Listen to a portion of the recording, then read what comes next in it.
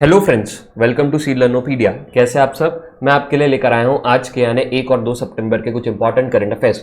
अगर आपने हमारे प्रीवियस वीडियोस नहीं देखे तो जाकर जरूर देखिएगा और हमारे चैनल को लाइक शेयर सब्सक्राइब जरूर कीजिएगा और इस वीडियो को भी अंत तक देखिए ताकि आपको नई नई चीजें सीखने को मिले और आपके एग्जामिनेशन की जो प्रिपरेशन है वो और भी बेहतर तरीके से होती रहे। तो चलिए शुरुआत करते हैं आज के पहले सवाल से। आज का पहला सवाल है, on September 2 who will unveil a new ensign of the Indian Navy at aircraft carrier Vikrant commissioning event. Vikrant commissioning event, सबसे पहले तो ध्यान में रखिएगा कि एयरक्राफ्ट विक्रांत जो है इसका कमीशन होने वाला है इंडियन नेवी में। और विक्रांत जो है ये पहली बार फर्स्ट इंडिजिनियसली डेवलप्ड और बिल्ट एयरक्राफ्ट है। तो ध्यान रखिएगा, फर्स्ट इंडिजिनियसली बिल्ट और डिजाइन सब कुछ इंडिया में हुआ है ये। तो नाम क्या है उनका? INS विक्रांत, जो कि एक एयरक्राफ्ट कैरियर है। ये चीज आप ध्यान रखिएगा। उसके बाद यहां पर इन्होंने कहा है कि इंडियन नेवी को एक नया एनसाइन मिलेगा। एनसाइन का मतलब होता है कि जब आप देखेंगे कि इंडियन नेवी के जो भी शिप्स वगैरह चलती है, जो भी उनके चलते हैं शिप्स, उसमें क्या होता है, एक फ्लैग लगा होता है। ठीक है, जो फ्लैग जो है हर कंट्री का अपना अलग अलग होता है। जो इंडिया का अभी तक कैसा, देखिए ये है ऐसा, जिसमें ना एक सेंट जॉर्ज क्रॉस बना हुआ है, मतलब यहां पर रेड कलर का एक क्रॉस बना हुआ है। ठीक है, जो हम लोग इंडिपेंडेंस के पहले यूज करते थे। और इंडिपेंडेंस के पहले यहां पर ना लेफ्ट कॉर्नर में यहां पर ब्रिटिश का फ्लैग होता था। अब यहां पर ये वाले कॉर्नर में, ये जो कॉर्नर है इसमें क्या है, इंडियन ट्राई कलर यहां पर अब लगा हुआ है। और ये जो सेंट जॉर्ज क्रॉस है इसके बीच में यहां पर हमारा नेशनल एम्बलम है।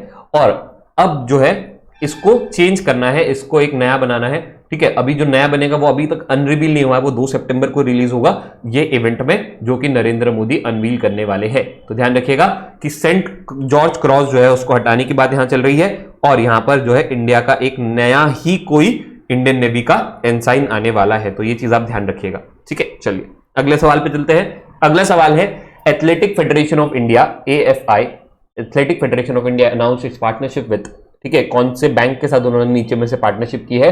To support women athlete in the country specially youngsters. ठीक है, विमेन एथलीट को जो है सपोर्ट करने के लिए कौन सा बैंक के साथ एथलेटिक फेडरेशन ऑफ इंडिया ने पार्टनरशिप की है? तो सही आंसर होगा यहां पे HSBC बैंक जो है, ठीक है, उन्होंने किया है partnership to support women athlete specially youngsters. ये चीज ध्यान रखेंगे। उसके बाद एक चीज ध्यान रखेंगे, यहां पर इन्होंने कहा है कि जो भी नेशनल इंटर डिस्ट्रिक्ट कॉम्पिटिशंस होते हैं, ठीक है, इंटर डिस्ट्रिक्ट चैंपियनशिप या कंपटीशन होते हैं, इनमें से हम लोग क्या करेंगे, पिक करेंगे ऐसे प्लेयर्स को, अंडर 14 और अंडर 16 वाले प्लेयर्स को, और इनको क्या करने वाले हैं, नर्चर करने वाले हैं विमेन एथलीट्स को, स्पेशली यंगस्टर्स जो है अंडर 14 और अंडर 16 वाले, इनको हम लोग बढ़ावा देने वाले हैं ताकि हमारे जो है देश में विमेन एथलीट को बढ़ावा मिले और हमें और ज्यादा मेडल्स जो है आने वाले कंपटीशन में मिले। यहां पे HSBC से आप एक चीज ध्यान रख सकते हैं, HSBC ये जो है इसका फुल फॉर्म होता है Hong Kong and Shanghai banking corporation, Hong Kong and Shanghai banking corporation. ठीक है, उसके बाद पर इसके हेडक्वार्टर्स ना ही हांगकांग में है ना ही शंघाई में, इसके हेडक्वार्टर्स है लंदन में। देखिए अजीब चीज, ठीक है, बैंक के नाम में है हांगकांग एंड शंघाई, बट उसका हेडक्वार्टर्स कहां पर है, लंदन में है। इसलिए ध्यान रखिएगा क्योंकि ऑप्शन में वो जानबूझकर आपको हांगकांग और शंघाई देगा ही देगा। ठीक है, चलिए अगले सवाल पे चलते हैं। अगला सवाल है, इंडियन कोस्ट गार्ड, ठीक है, conducted 10th national maritime search and rescue exercise SAREX 2022। देखिए सबसे पहले तो national maritime search and rescue और एक्सरसाइज जो है वो कंडक्ट हुई है, उसका एडिशन कितना है, ध्यान रखिएगा 10th है। उसका नाम क्या है? उसका नाम है SAREX, search and research exercise of maritime, ये ध्यान रखिएगा। उसके बाद इसको जो है इंडियन कोस्ट गार्ड जो है वो कंडक्ट करता है। कौन कंडक्ट करता है? कंडक्टिंग अथॉरिटी कौन है? Indian coast guard. ये इस बार हुआ कहां पर है? ये हुआ है चेन्नई में। ठीक है, तो यहां पर सही आंसर क्या होगा? चेन्नई। सही आंसर होगा चेन्नई। इंडियन कोस्टल गार्ड से आप याद रखेंगे कि इसके जो चेयरपर्सन है या फिर डायरेक्टर जिसको कहते हैं वो है VS पथानिया। ठीक है, चलिए अगले सवाल पे चलते हैं। अगला सवाल है, Who was the winner of LIBA Miss Diva Universe 2022? Miss Diva Universe 2022 LIBA, ये कौन जीता है? तो यहां पर सही आंसर होगा दिविता राय। ये कर्नाटका से बिलोंग करती है और अब ये इंडिया को मिस यूनिवर्स पीजेंट जो है उसमें इंडिया को रिप्रेजेंट करेगी। तो याद रखिएगा मिस दीवा यूनिवर्स कौन बनी है, देविता राय। और यहां पर दो नाम आपको और याद रखना है, प्रज्ञा, प्रज्ञा जो है ये बनी है मिस लीवा सुप्रा नेशनल, सुप्रा नेशनल, ठीक है। और ओजस्वी शर्मा जो है इनको मिला है popular choice award, popular choice award. तो ध्यान रखिएगा तीनों में से आपको कुछ भी पूछ सकता है। चलिए अगले सवाल पे चलते हैं। अगला सवाल है where is the temple of Vedic planetarium world largest religious structure be inaugurated in 2024।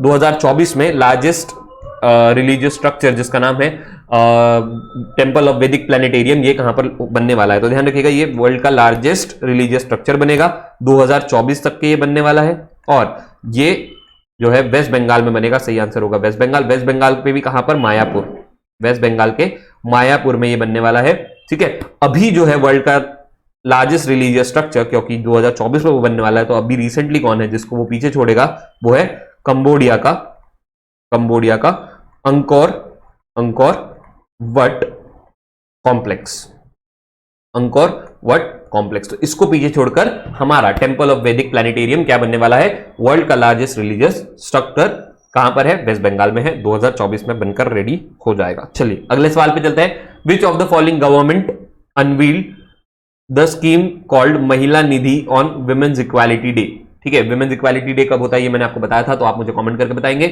और कौन से गवर्नमेंट ने क्या किया है, महिला निधि स्कीम यहां पर लॉन्च किया है, तो वो है राजस्थान। सही आंसर होगा यहां पर राजस्थान ने बोला है कि हम लोग एक महिला निधि स्कीम लेकर आ रहे हैं, जहां पर उनको जो लाइवलीहुड वो अर्न करने के लिए उनको हेल्प मिलेगी। दूसरा, अगर वो स्मॉल वेंचर, स्मॉल बिजनेसेस चालू करना चाहते हैं, ठीक है, तो हम लोग क्या करेंगे, उसको जो है बढ़ावा देने के लिए ये महिला निधि स्कीम हम लोग लेकर आ रहे हैं। यहां से हम लोग इनको फंडिंग करेंगे, जिससे हमें नए नए विमेन एंटरप्रेन्योर्स मिलेंगे, ठीक है। और विमेन जो है बिजनेसमैन हमको ज्यादा मिलेंगे, और विमेन जो है फाइनेंशियली इंडिपेंडेंट यहां पर हो सकती है, ऐसा कहना है राजस्थान गवर्नमेंट का, इसलिए उन्होंने निकाला है महिला निधि स्कीम। तो ध्यान रखिएगा महिला निधि स्कीम। राजस्थान के सीएम कौन है, अशोक गहलोत, जिन्होंने ये बोला है, ठीक है। चलिए अगले सवाल पे चलते हैं। अगला सवाल है who won the best actor award eight 67th film fair award. देखिए सब बाकी चीज तो बहुत इंपॉर्टेंट है, उससे इंपॉर्टेंट ये है कि इस साल फिल्म फेयर का कौन सा एडिशन हुआ है, तो वो है 67th एडिशन। और यहां पर बोला गया है कि बताइए कि बेस्ट एक्टर कौन है, ठीक है। तो देखिए यहां पर ना होता यह है, एक नॉर्मल होता है और एक पॉपुलर चॉइस अवार्ड होता है। तो मैं आपको वो दोनों बता देता हूं कि बेस्ट एक्टर एक है आपका नॉर्मल वाला, ठीक है, और एक है पॉपुलर चॉइस। तो अगर पॉपुलर चॉइस पूछेगा तो वहां मेंशन करेगा पॉपुलर चॉइस। तो बेस्ट एक्टर मिला है रणवीर सिंह को, ठीक है, और पॉपुलर चॉइस मिला है विकी कौशल को, तो ये ध्यान रखिएगा, ठीक है। मूवीज ये है 83 के लिए मिला है इनको मिला है सरदार उधम सिंह के लिए, ठीक है। तो यहां पर बेस्ट एक्टर अवार्ड 67 किसको मिला है, रणवीर सिंह, तो यहां सही आंसर होगा रणवीर सिंह, ठीक है। उसके बाद बेस्ट एक्ट्रेस अवार्ड जो है ये कृति सेनन को मिला हुआ है, ठीक है। और पॉपुलर चॉइस में जो है वो विद्या बालन को मिला है, ठीक है। ये चीज आप ध्यान रखेंगे। मूवीज कौन कौन सी है जिनके लिए मिला है, मिमी और शेरनी, तो ध्यान रखिएगा। अगर बेस्ट एक्ट्रेस आपको पूछता है तो आप लगाते कृति सेनन। और बेस्ट फिल्म जो है, बेस्ट फिल्म ये अवार्ड मिला है शेरशाह को, और बाकी फिल्म फेयर की पूरी लिस्ट जो है वो आप जाकर जरूर देखिएगा। चलिए अगले सवाल पे चलते हैं। Who has been appointed as India's next ambassador to Thailand. Next ambassador Thailand पे इंडिया का किसको अपॉइंट किया गया है, यहां पर पूछा गया है। तो यहां पर सही आंसर होगा नागेश सिंह। ये जो अभी क्या है, ज्वाइंट सेक्रेटरी है, ठीक है। कहां पर, मिनिस्ट्री ऑफ एक्सटर्नल अफेयर्स। यहां पर ये अभी ज्वाइंट सेक्रेटरी का काम कर रहे हैं, पर अब इनको क्या बनाया गया है, नेक्स्ट एम्बेसडर टू थाईलैंड। और ये रिप्लेस किसको करेंगे, मतलब अभी तक यहां पर कौन ये पोस्ट को संभाल रहा था, तो आप याद रखेंगे सुचित्रा दुरई। ये जो है नाम आप आगे भी सुन सकते हैं, क्योंकि ये पोस्ट खाली कर रही है, तो इनको कोई ना कोई पोस्ट जो है अलॉट की जाएगी, तो वो मैं आपको बताऊंगा। बट अभी के लिए आपको याद रखना है कि सुचित्रा दुरई जो है वो अपनी पोस्ट छोड़ रही है, और नेक्स्ट एम्बेसडर टू थाईलैंड कौन बनेंगे, नागेश सिंह, ठीक है। चलिए अगले सवाल पे चलते हैं। अगला सवाल है रिसेंटली आमलेन बोगन became India fastest sprinter by running 100 meters in all India inter railway athletic championship in Raebareli.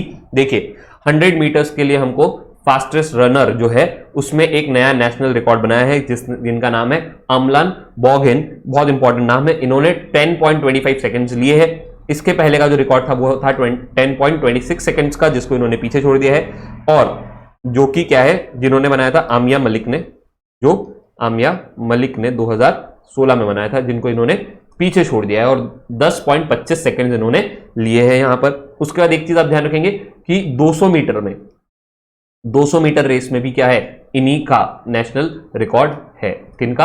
Amlan Bowman. Amlan नाम याद रखेंगे, ठीक है, इंपॉर्टेंट नाम है। चलिए कुछ फैक्ट्स देख लेते हैं हम लोग। पहला फैक्ट यहां पर बहुत इंपॉर्टेंट फैक्ट है कि रिलायंस इंडस्ट्रीज ने कहा है कि हम लोग क्या करेंगे, इंडिया का फर्स्ट और वर्ल्ड का लार्जेस्ट क्या बनाने वाले हैं, carbon fibre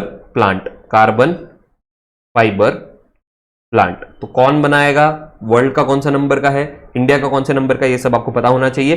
carbon fibre plant ये बनाने वाले हैं, कहां पर बनाएंगे, हजीरा गुजरात में।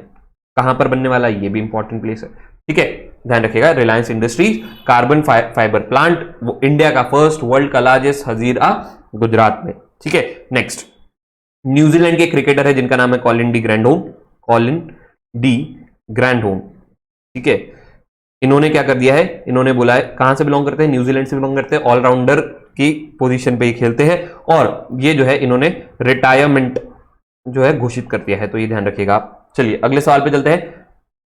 एक स्कीम आई है नई, वन हब वन स्टैंडर्ड, मतलब एक हब के लिए एक स्टैंडर्ड होने चाहिए, ऐसा वो उनका कहना है। ये जो है किसके अंडर में आती है, तो ध्यान रखिएगा, ministry of Ayush plus ministry of health and family welfare, तो ध्यान रखिएगा, ministry of Ayush plus ministry of health and family welfare, दोनों ने मिलाकर निकाला है वन हब वन स्टैंडर्ड।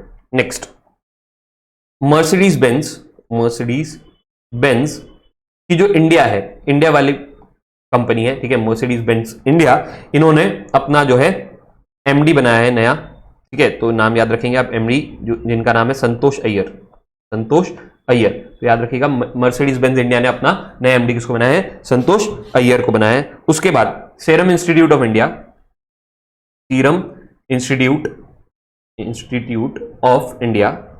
ठीक है, इन्होंने क्या किया है, इन्होंने एक वैक्सीन बनाई है, ठीक है, इंडिया की पहली वैक्सीन जो किसको ट्रीट करती है, जो किसके लिए बनाई जाती है, वो है सर्विकल कैंसर के लिए। तो इंडिया की पहली ऐसी वैक्सीन, ठीक है, जिसको लॉन्च किया गया है, सीरम इंस्टीट्यूट ऑफ इंडिया इन्होंने बनाई है और किसको ट्रीट करने के लिए वो बोलते हैं, वो करता है सर्विकल कैंसर को।